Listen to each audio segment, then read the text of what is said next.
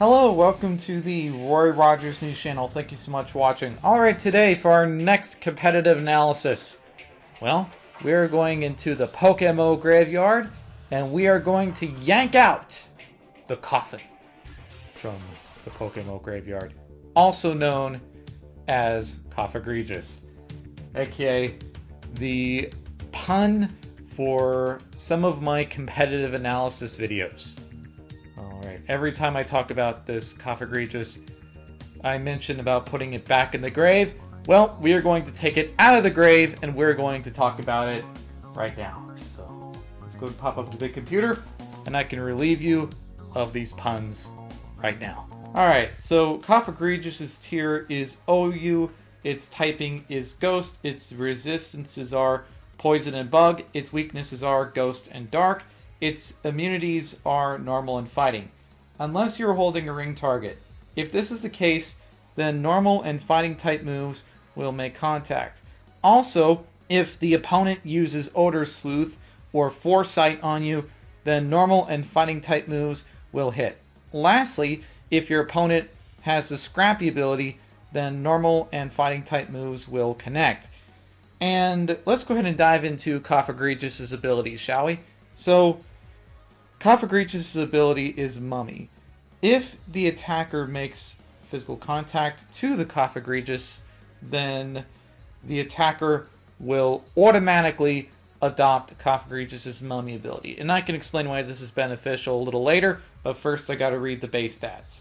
So, its HP is 58, its attack is 50, its defense is 145, its special attack is 95, its special defense is 105, and its speed is 30. Alright, so as to why Mummy is so beneficial to Cofagrigus, well, you have to consider the fact that Conkeldurr is pretty used in OU, and almost every time you tell people you have a Conkeldurr problem, people would tend to resource you over to Cofagrigus. Nowadays, people tend to resource you to either Cofagrigus or Jellicent.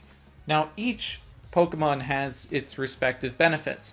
Now, I don't really want to dive too much into Jellicent. Jellicent deserves its own competitive analysis, but just to touch on it a little bit, Jellicent has the ability Curse Body, and if you spec it right, it has just enough defense to withstand one of Conkeldurr's moves, and you can be able to have that Curse Body activate, meaning that you can be able to disable one of Conkeldurr's moves. So let's just say you want to disable a Stone Edge, or you want to disable an Elemental Punch. Well, Jellicent is perfect to disable those moves that Conkeldurr has. Meaning that if you have another Ghost type, then you could be able to pop that out, and then you don't have to worry about Conkeldurr, because Conkeldurr has been disabled. Unless Conkeldurr has two moves that are not Fighting type or Normal type that can hit the other Ghost types. But besides those exceptions, Conkeldurr usually is stuck when Jellicent has its Curse Body active.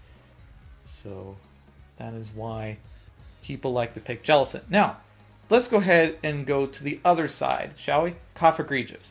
Now, the reason why people would often tell you Cofagrigus is due to the fact that Cofagrigus has the Mummy ability and Conkeldurr has the Guts ability. Meaning that every time Conkeldurr is burned, it will increase its attack stat.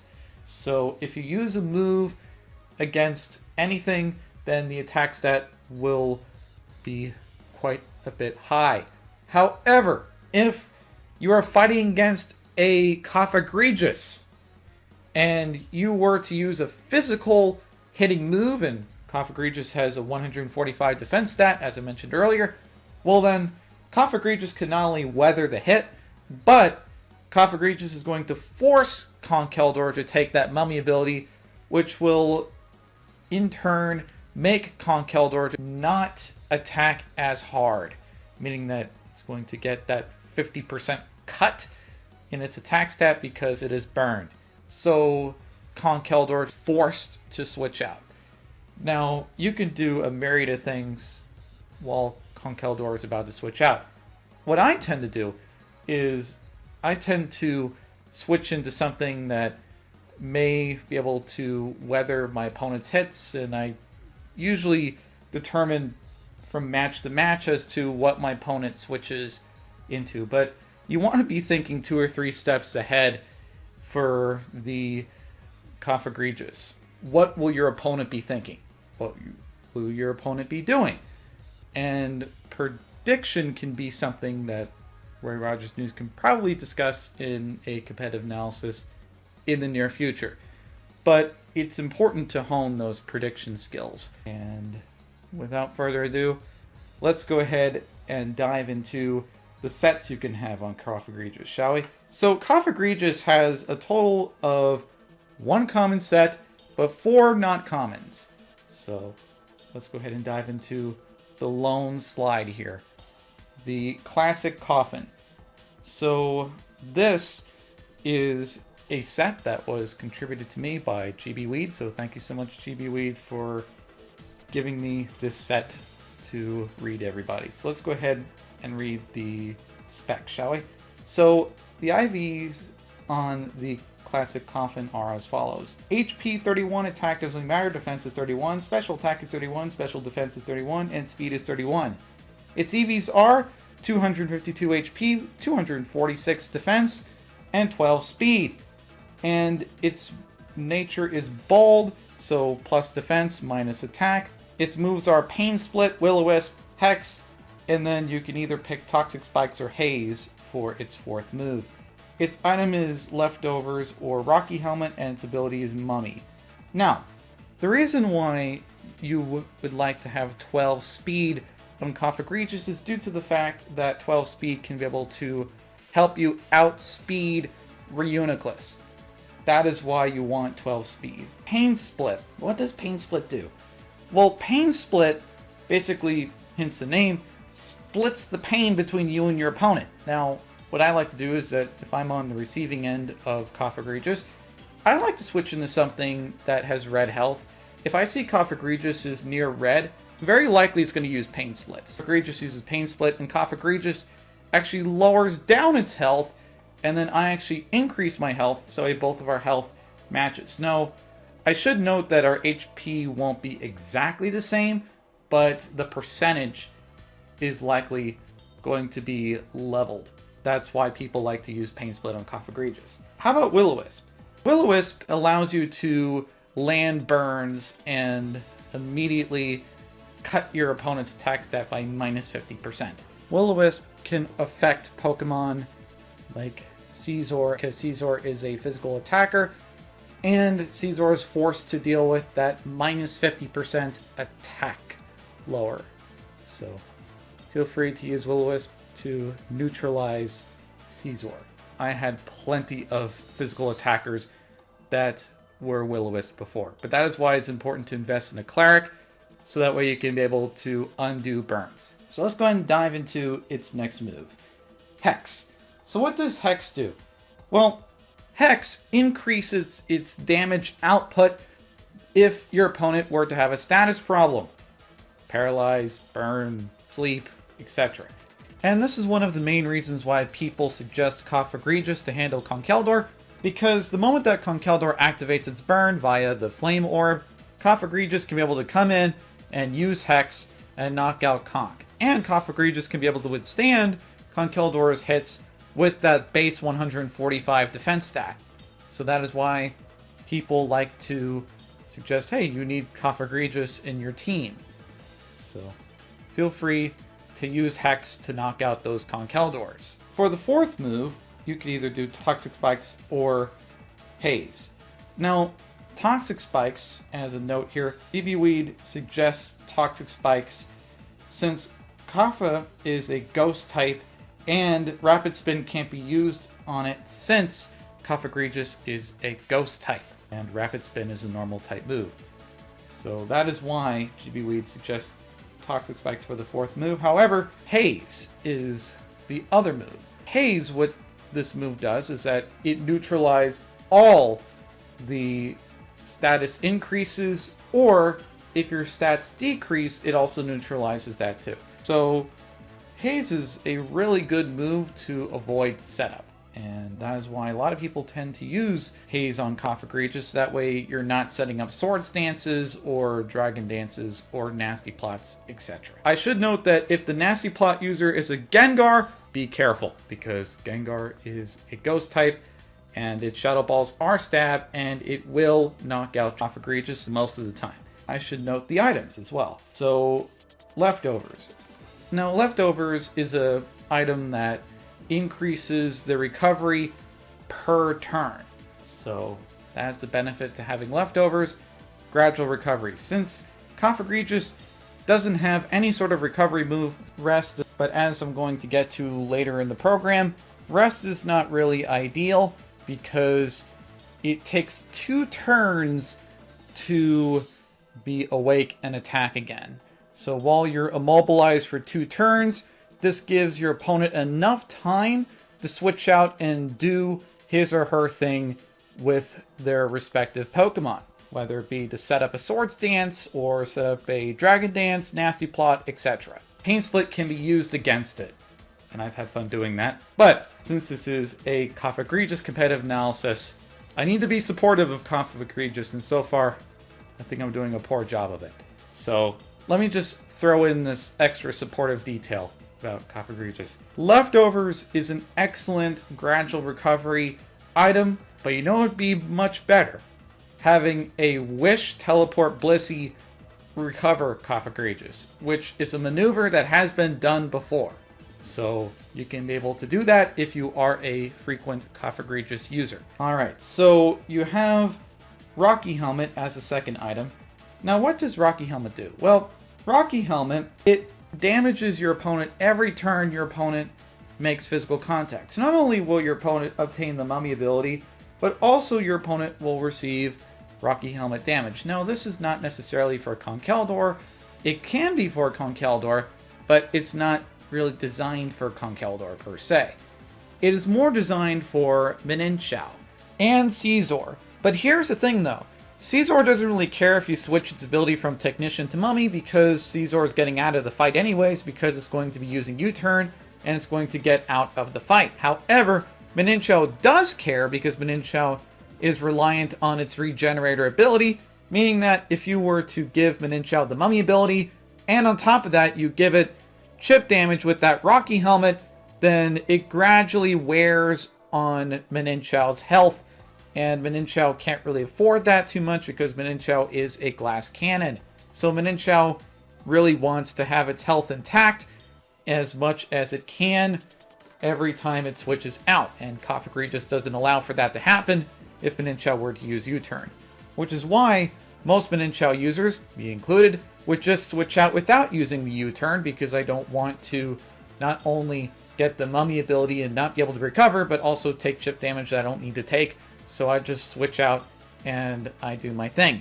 But that is a maneuver that I can do, but you can judge your match based upon the circumstances. So if you see a circumstance that maybe you want to take out the Cofagrigus somehow, some way, maybe Cofagrigus is in the red health, and you feel like that you can take on Cofagrigus, I wish you well, and you can judge the fight based upon the circumstances. But I'm just telling you my personal circumstance as a Mininchao user and my maneuvers. Feel free to use that information however you would like to use it.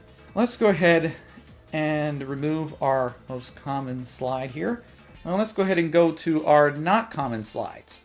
Now I'm going to warn you that the not common slides is going to require a slide rotation, so you may want to write notes as to what these slides entail. So I should note that before the rotation occurs. So let's go ahead and dive into the sets right now. So as you see on the screen, welcome to my room! What are the stats? IVs are HP 31, attack doesn't matter, defense is 31, special attack is 31, special defense is 31, and speed is 0. The EVs are 252 HP, 252 defense, and 6 special defense. Its nature is relaxed, so plus defense minus speed. Its moves are Trick Room, And then for the second move, you can either pick Shadow Ball or Hex. And then for the third move, you can either pick Toxic Spikes, Toxic, Destiny Bond, or Rest. And then for the fourth move, you can either pick Haze or Will-O-Wisp. And the item is either a Leftovers or Rocky Helmet, and its ability is Mummy. So let's go and dive into these sets, shall we? And by the way, these not common sets were a contribution that was given to me by Exose, Pachma, and Archangel Sid. So thank you so much, everybody, for giving me those sets to read to everybody. Cofagrigus is a not commonly used Pokemon, so I had to consult with several proofreaders. Let's go ahead and dive into the moves, shall we? So, Trick Room. What Trick Room can do for you is, for a span of 5 turns, the slowest Pokemon can move first, which is why Cofagrigus' speed stat is 0 in the specific set, as well as the other Trick Room sets that I have on my competitive analysis here. And Cofagrigus, I would like to say, is one of the anchors in a Trick Room team. So your opponent might look at a Cofagrigus, and your opponent might say to himself or herself, hey, I gotta stop this Cofagrigus at all costs, so I have to use Toxic, and Cofagrigus can't use Heal Bell, or it can't use Aromatherapy. So I can Toxic this thing, and Cofagrigus is gonna go down, no problem at all. That is why I say you should invest in multiple anchors. Not just Cofagrigus, but you might want a Cofagrigus in tandem with Porygon 2, in tandem with Reuniclus. People that run Trick Rooms tend to have 3 anchors, and those are the 3 Pokemon that use Trick Room. And you can be able to pair that up with the other 3 Pokemon, which you can be able to pick whichever Pokemon you would like to pair up in a Trick Room team. So feel free to be creative, but this is not the purview of the competitive analysis. But I'm just talking about one part in a Trick Room team, which is why I mentioned that. Make sure to be careful when you use that Cofagrigus. Alright, and if Cofagrigus would like a little piece of the action, it can also use the move Shadow Ball, because Cofagrigus has a base special attack of 95, which is a pretty decent special attack to be able to use against certain Pokemon. So you can use Shadow Ball on certain targets, like Gengar, if Gengar is chipped, implying that Gengar doesn't have any HP investment. You can be able to use that against Gengar, and I've used it against Gengar most of the time, and I've been able to knock out Gengar. Let's go and dive into the other moves, shall we? Toxic. Now, as I alluded to earlier, what Toxic does is that it poisons your opponent, and your opponent is badly poisoned. Now, there's a difference between being regular poisoned and badly poisoned. Badly poisoned means that the increments are going to increase a lot. Just regular poison means that the increments are very slow in the damage. So that is the difference. Being toxic right away by Cofagrigus, I would say, is quite deadly because Cofagrigus is a wall. However, if you retaliate by using Toxic on Cofagrigus, then Cofagrigus can't really do much unless a Cleric in the team. If you don't have a Cleric, well, I guess it's been really nice knowing Cofagrigus. So be very careful when you use it on your opponent, because if your opponent is a wall, then your opponent can retaliate against you by using Toxic on you. Be careful. Then you have Rest. Rest is a move that recovers all your HP. This is the only recovery move that Cofagrigus has. What's the point of recovery if you're going to be immobilized for 2 turns? Now, I know that some people are probably going to ask this, but Roy, isn't Pain Split a recovery move? And the answer is yes and no. It depends on who you're fighting against. Are you fighting against me and other people with a similar mindset, or are you fighting against people that don't really care about this mindset? So, what is the mindset I'm referring to? Hey, Cofagrigus is at red health. Cofagrigus might use Pain Split. I might as well switch into something with red health, so that way if you were to use Pain Split, it would minimally hurt me or minimally heal me, and the main thing I want is that Cofagrigus to not recover as much. That is my goal when I switch out, and I'm anticipating Cofagrigus to use Pain Split. Now, not everybody thinks like me, so you might want to gauge the match. As for Rest, the reason why I say Rest is a recovery move is because you don't need to worry about these antics. Even though your status ailments and your HP are healed, here is the drawback. You are immobilized for 2 turns. The reason why that is a drawback is because, let's just say I want to set up with something. This gives me ample time to be able to do that. So I can switch into Gengar, do one nasty plot, and at the time you wake up, you're dead because I use Shadow Ball. Now this implies that I count the turns that Trick Room is in, and I don't want to pull off that maneuver if Trick Room is not going to fade anytime soon. So if you have Rest and you're at the 3rd or 4th turn of Trick Room and you lost track of how many turns Trick Room has been active, then I can be able to take advantage of that knowledge and I can switch into the Gengar. You use Rest, and for 2 turns you are immobilized. I can be able to set up a nasty plot and knock you out. So that is an example of the mindset that I might have with Rest. However, there's another set later in the broadcast that does have Rest as well, but you can also pick Pain Split for that specific slot. So make sure to gauge your match according to the opponent that you're facing up against. Then you have the move Destiny Bond, which I would like to thank Archangel Sid for contributing that to the Trick Room Cofagrigus. Now, what does Destiny Bond do? Well, Destiny Bond, what it does is that it takes your opponent with you. So if you were to hit your opponent with a pretty devastational hit, well then you can be able to use Destiny Bond prior, and you can be able to knock out your opponent alongside you. So if you die, your opponent dies. So pretty much mutually assured destruction. That is what Destiny Bond does. Let's go ahead and dive into the next not common set. So we have Welcome to My Room's Attacker. Not common. Alright, and this is if you want to go all in Cofagrigus. If you want Cofagrigus to really get a piece of the action, here's how you do it. So the IVs are HP 31, attack doesn't matter, defense is 31, its special attack is 31, special defense is 31, and the speed is 0.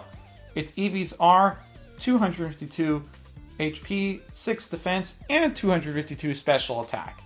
Its nature is quiet, so plus special attack minus speed, and its moves are Trick Room, Shadow Ball, Hidden Power, Fighting, and Pain Split. Its item is either Leftovers or Rocky Helmet, and its ability is Money. There's one brand new move here, Hidden Power. And what does Hidden Power do? Well, Hidden Power is a decent hitting special attack move that you can be able to change the typing of that move, which essentially gives you a lot more leverage as to what sort of targets you want to hit. And you can change the hidden powers using 40 type-specific gems. And for more details as to how to get type-specific gems, Petrosky has made a video about this exact concept. So I can go ahead and link that down in the description below. Since we are talking about Hidden Power Fighting here, let's go ahead and go into the specifications as to how to get Hidden Power Fighting. So what you're going to need is 40 fighting type gems. And how do you get 40 fighting type gems? Well, you will need a total of 4 mysterious gems and 4 black belts. So you need. Now, as for mysterious gems, you get them via in-game phenomena. Just check the global chat to see what phenomena are there in Unova. And hopefully some good person can be able to tell you the phenomena locations. So that is how you get the mysterious gems. So I wish you well with your phenomena hunt, and let's go ahead and rotate those slides right now. So for the third not common set, we have Tricky Coffin, which is also not common. This time this is not a Trick Room variant. Its IVs are HP 31, attack doesn't matter, defense is 31, special attack is 31, its special defense is 31, and speed is 31. Its EVs are 252 HP, 246 defense, and 12 speed. And its nature is bold, so plus defense minus attack. And its moves are Trick, Shadow Ball or Hex, Will-O-Wisp or Toxic Spikes, and Pain Split. And its ability is Mummy. And its item is either Lagging Tail, which is most of the sets for this tricky coffin, or you can go for a not common item. So Choice Scarf, Choice Specs, or Toxic Orb. Alright, let's go ahead and talk about the new move, Trick. Now what does Trick do? Well, what Trick does is it switches the item from you to the opponent. Let's just say you have a Choice Scarf and your opponent has a Leftovers. What Trick does is that it switches the item around, so your opponent now has a Choice Scarf and you now have the Leftovers. Let's go and talk about the item, shall we? And since we talked about Choice Scarf, we're going to go to that first. What Choice Scarf does is that it increases the speed stat by plus 50% at the cost of being locked in one move. Once you use one move, then you cannot use any other moves unless you switch out. Hence the name Choice Scarf. You have to make one choice. Or Choice Specs. Same principle, except it increases your special attack by plus 50%. If you use Trick on something like a Blissey, well then you essentially lock Blissey into using a choice item, and Blissey doesn't really benefit from this because Blissey would much rather have Leftovers due to Blissey's role as an in-game OU wall. Blissey does not like to be used in either a special attacking capacity or a speed capacity. Although it can use Flamethrower and it can use Shadow Ball. So I should note that. As for Lagging Tail, which is most of the tricky Cofagrigus, what does Lagging Tail do? Lagging Tail essentially forces you to always move last all the time. Now why is this an item that's mostly used? Well, considering the fact that Cofagrigus' speed stat is 30, Cofagrigus is very slow already, so you don't expect Cofagrigus to carry around Lagging Tail, since you think to yourself, man, Cofagrigus is quite slow, so it always moves like that. You don't expect it to have something hidden like that. So using Trick on your opponent, let's just say using it on a Gengar or Starmie or a Weavile, or even a Jolteon, you can be able to force your opponent's Speed Sweeper to move slow. Feel free to use that. Now, you shouldn't be using Weavile against a Cofagrigus, but a more practical example would be Gengar. Since Gengar can have a way to knock out Cofagrigus, Cofagrigus just uses Trick, and Gengar is now forced to move last all the time, unless your opponent has another Pokemon with Lagging Tail, but that's very unlikely. So you're going to always move last with Gengar, and that is why Lagging Tail is such a potent item to trick upon your opponent, because you can easily dent your opponent in that way. Or Toxic Orb. Let's just say that you're dealing with another wall, Chansey. Now, if you were to use Trick on the Chansey, then you'll be able to swap the Eviolite with the Toxic Orb, which essentially forces Chansey to deal with the poison every single time it comes in. Man, for anybody listening that hates Chansey, I'm sure people romanticize that thought. And that thought can come true under the right circumstances. So you can be able to use Trick and you're able to swap that item from the Chansey. So now you can be able to force Chansey to deal with its poison.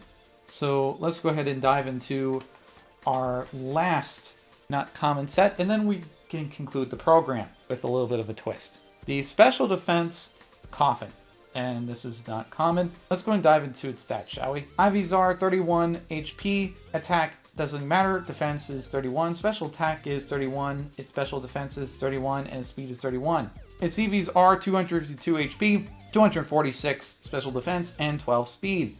Its nature is bold, so plus defense minus attack, and its moves are Calm Mind, Shadow Ball, and Power Fighting, and for the fourth move you can either pick Pain Split or Rest. Its item is Leftovers and its ability is Mummy. Now, there's one new move I would like to discuss here, Calm Mind. What does Calm Mind do? Every turn the move is used, you increase your special attack and special defense by +1. And you can do this a total of 6 times straight, unless your opponent uses haze, which in that case, all those stats get refreshed. However, you can keep using Calm Mind and you can be able to essentially use Cofagrigus in that manner. Now, Rest is not suggested for Cofagrigus, but you can use it in a Calm Mind set or in a Trick Room set. Otherwise, you can also use Pain Split as well, which also works for Cofagrigus. The only issue is that you don't get your Toxic fully recovered. So you're going to have to deal with that Toxic damage. Rest is a viable option. Every time you use the move Rest, keep in mind that for those 2 turns that you're immobilized, your opponent can easily do a myriad of things, which is why it is not suggested to use Rest too many times, because if you do, then your opponent can be able to switch into something like Gengar or Hydreigon, use Nasty Plot, and that takes a total of 2 turns. And then for the 3rd turn, Gengar can use Shadow Ball or Hydreigon can use Dark Pulse respectively and knock you out. It is best to think about a good turn you can use Rest on before you use that move. It is time for us to close out the computer here. Now, before I sign off, I'd like to say that Cofagrigus is going to be buried back in the grave, and we are going to put some sand in that gravesite, and then we're going to just flee away. Enough of our horror story puns. Let's go ahead and dive into the egg move tool. Notice how I did not say Blue Nose's egg move tool, because I have drafted a guide about the egg moves. Now, just in case you miss Blue Nose's egg move tool, I went ahead and linked it right over here. So feel free to click on that if you prefer egg moves that are provided by Blue Nose's tool. But if you would like egg moves in a Guide Tavern format, then this is the guide for you. So feel free to check out that guide. But you can go ahead and type in Cofagrigus and it should pop up there. And check this out. Now, Cofagrigus has a total of 2 egg moves, meaning that if you would like to breed on both egg moves on Cofagrigus, you can. So feel free to breed up Cofagrigus, and I wish you well in your coffin breeding. Like that, we're going to sign off here. Thank you so much for watching. This is the Roy Rogers News Channel. Don't forget to comment and subscribe to our channel, like the content that you see here. And this is the Roy Rogers News Channel signing off. Fast, accurate, unbiased, Roy Rogers News.